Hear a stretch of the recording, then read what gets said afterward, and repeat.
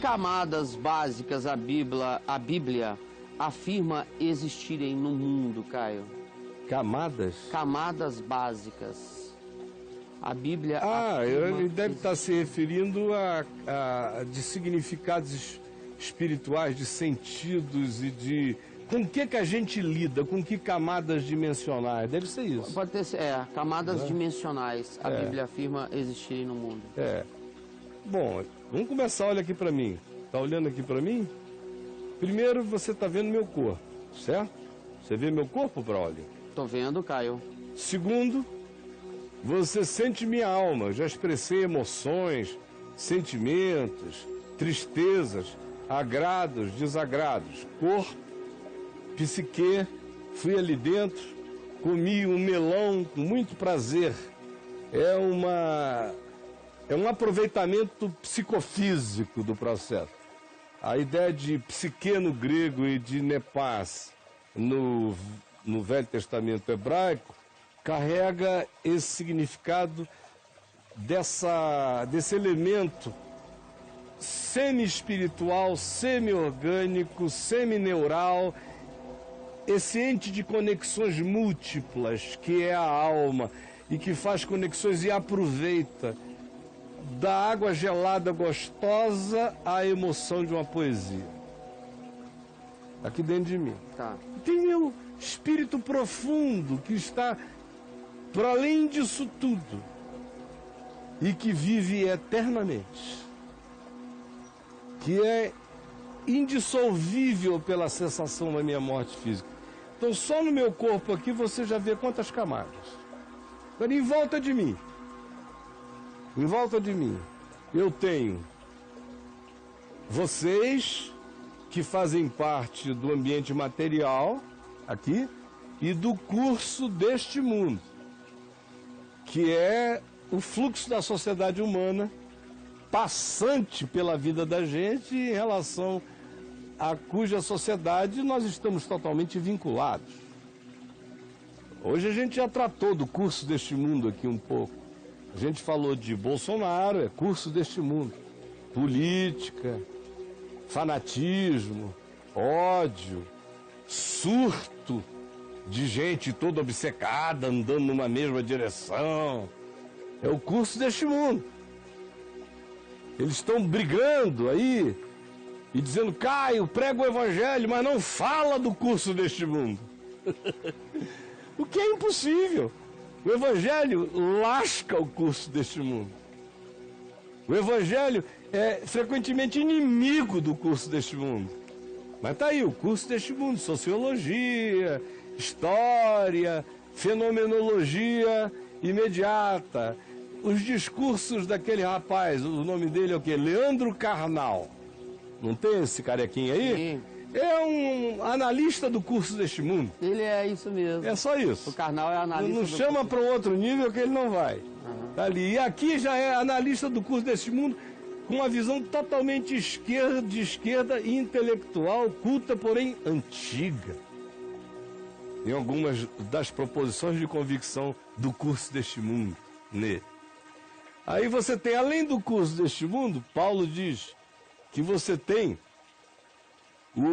os poderes que operam na sua carne, as forças da vaidade, do pensamento, interferindo, da cobiça, do desejo, das pulsões. Então, o curso deste mundo é o fenômeno do ajuntamento coletivo sociológico histórico que caracteriza todos os trends que nos influenciam ou não, dependendo da nossa influenciabilidade ou não.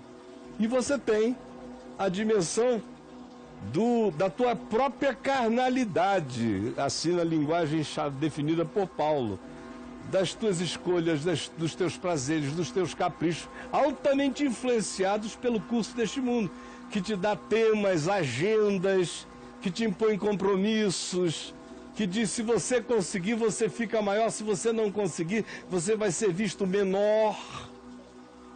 Todos esses critérios são curso desse mundo, e a entrega e o engajamento tem a ver a nossa vaidade de ser, fazendo a vontade da carne e dos pensamentos, andando na vaidade dos seus próprios corações, como diz Paulo em Gálatas no capítulo 2. Aí você tem uma terceira camada de influência. A minha, a sociológica, histórica, fenomenológica imediata, e aquilo que Paulo chama de o príncipe da potestade do ar, das forças pneumáticas, mediúnicas do mal, das influências que agem como? O princípio é esse, a serpente, que é o grande arquétipo, o arquetipia desse mundo espiritual invisível, se alimenta do pó da terra, da produção dos humanos. Os humanos produzem a poeira do chão, ela processa e devolve para os humanos, de modo que eu sou influenciado espiritualmente por aquilo que me habita e que em me habitando eu exteriorizo, ou eu concordo com a exteriorização de milhares e milhões de outras exteriorizações que formam um corpo cultural sobre nós, e por meio disso aí eu sou influenciado, aí mudando o curso dos meus pensamentos que já são tendentes a entregar-me à vaidade dos trends ou das tendências. E aí entra essa força espiritual sutil, que se mistura comigo mesmo e que vai agindo e me alterando frequentemente o tempo todo. Agora, a soma de nós todos produz também uma outra realidade, uma camada, que o Jung chamou de inconsciente coletivo, que no meu livro Nefilim eu chamo de o armazém das nuvens. O armazém das nuvens, que é onde toda a produção do nosso sentido, do nosso emocional, dos nossos desejos, dos nossos sonhos, dos nossos pesadelos, dos nossos ódios, dos nossos resíduos psíquicos, forma uma espécie de camada quântica desse negócio inteiro, que acaba sendo o grande laboratório das forças espirituais invisíveis que se servem de todo esse elemento que não é visível aos nossos sentidos, mas que é real, como uma espécie de ente psíquico, não personal, formado pelo ajuntamento das múltiplas coletividades terrestres, e que são os principais fornecedores de material para principados, potestades e poderes.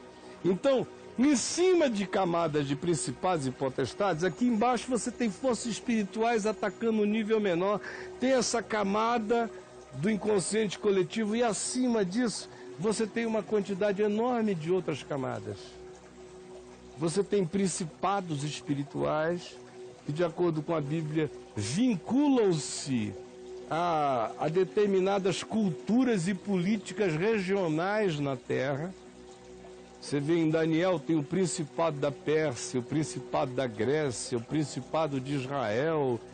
Os demônios do endemoninhado gadareno pedem a Jesus para não mandá-los para fora do país, porque eles já estavam acostumados à sucessão de tudo aquilo. Tanto é que o nome do lugar era Gereza, lugar dos possuídos, porque há 300 anos que a cultura era uma cultura de possessão, que veio e começou a ser possuída. Eu não vou repetir tudo, porque é uma sequência enorme de Ptolomeus, Seleucos, começa com Alexandre o Grande, vai.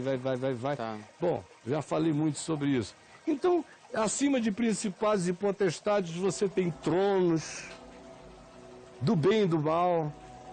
Você tem, aparentemente, a descrição só de poderes, uma descrição neutra, como se houvesse uma camada apenas de força no universo. Força de uma natureza não mensurável por nós até hoje. Força. Acima disso, você vai tendo outras camadas. E você chega até a ter manifestações disso, que são as manifestações que a gente chama de anjo, de arcanjo, ou de demônios, Claro que tem os furrequinhas que atuam nesse nível das obsessões pequenas e medíocres. E você tem as grandes manifestações espirituais, as macro manifestações, que estão interessadas em política, em economia, que é aquilo pelo que os homens comem, matam e morrem o tempo todo. E você tem presenças inexplicáveis para a maioria de nós ainda hoje, como, por exemplo, aquelas rodas e aqueles girantes lá de Ezequiel, que se manifestam a Ezequiel no tempo em que ele estava às margens do rio lá na antiga Pérsia, ou na Babilônia. E ele descreve em Ezequiel capítulo 1, capítulo 8, capítulo 12, em vários lugares, ele descreve aqueles aparatos estranhos que abrem espaço da imaginação para muitas outras concepções. Tem uma questão sobre isso aqui, Caio. O que eram os girantes que Ezequiel viu? Ele atribuiu a eles mensagens de Deus e expressões da glória de Deus. O que é isso, Caio?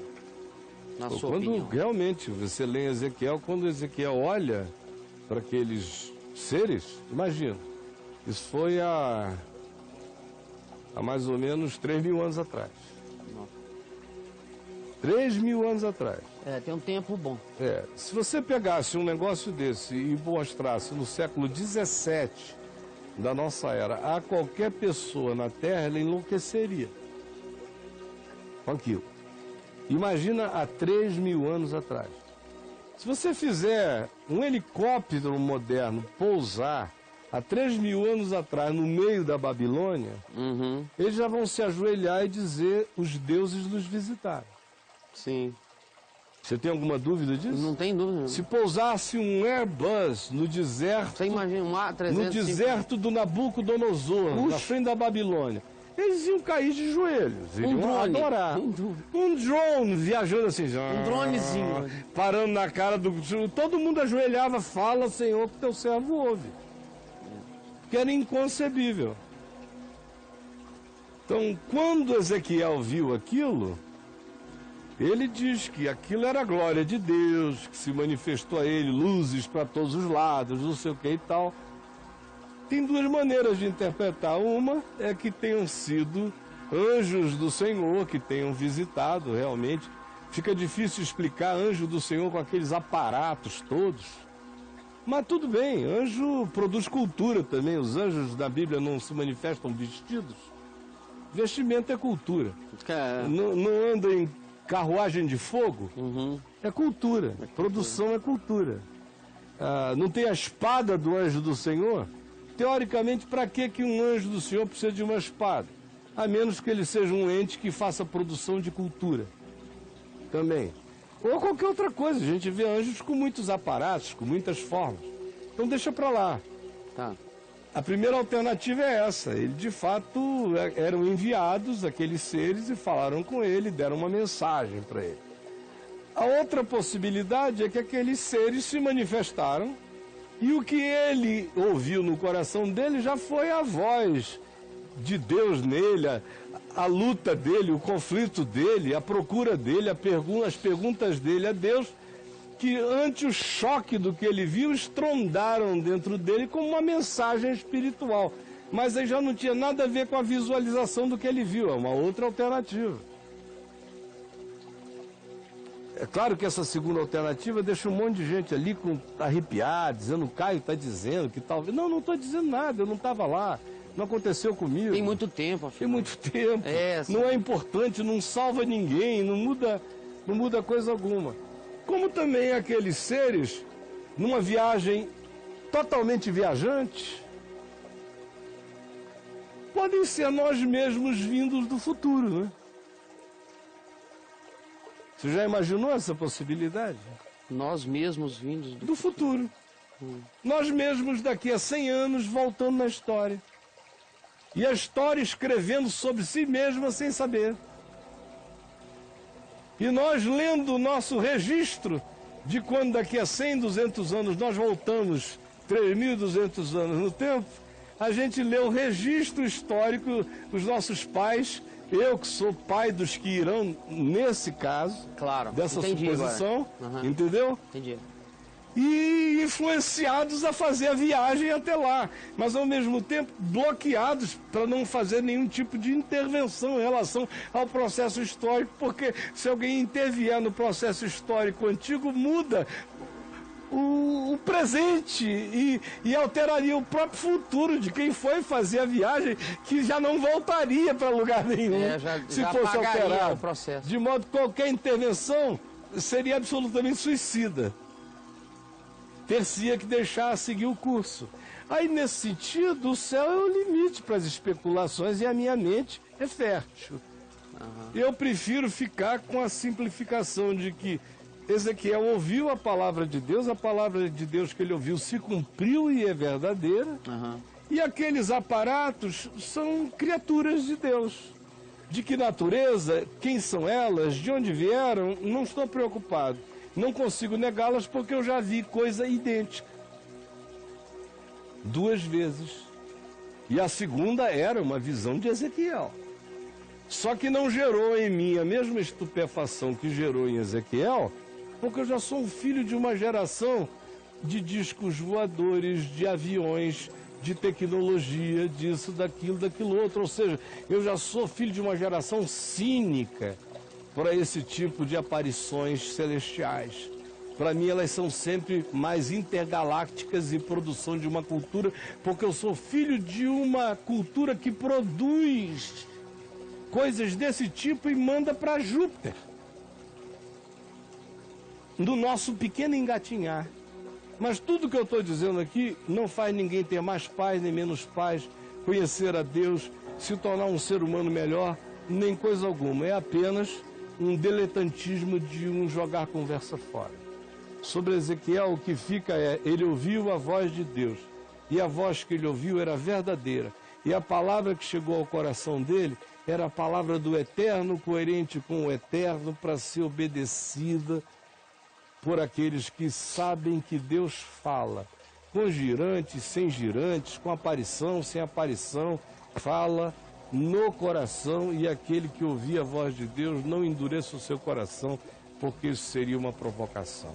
O resto, a gente pode conversar no sábado, tomando uma original. E é isso, é o que importa, cara. Porque é só o que importa. Só o que importa. Mas o pessoal fica no girante, né? O pessoal quer viajar com Eric Von Däniken, que eram os deuses astronautas, os deuses astronautas. E olha, aqui eu sou aberto para muito mais coisas do que as pessoas sonham que eu sou. E já tenho interesse disso desde adolescente. Quando eu era adolescente, eu guardava tudo que saía a esse respeito. Eu tinha interesse enorme sobre o significado das criaturas do universo para além do meu conhecimento imediato. Mas vamos lá. Vamos lá então, Caio. Tem um mosquitinho aqui, rapaz. Chato. É o meu microgirante. É, o teu girantinho. Ele fica me girando. Ele fica. Aqui. E você não viu a glória do Senhor nele, né? Não, eu quero matar ele. É o teu drone. Deus me perdoe. Vai lá. Eu vou matar você.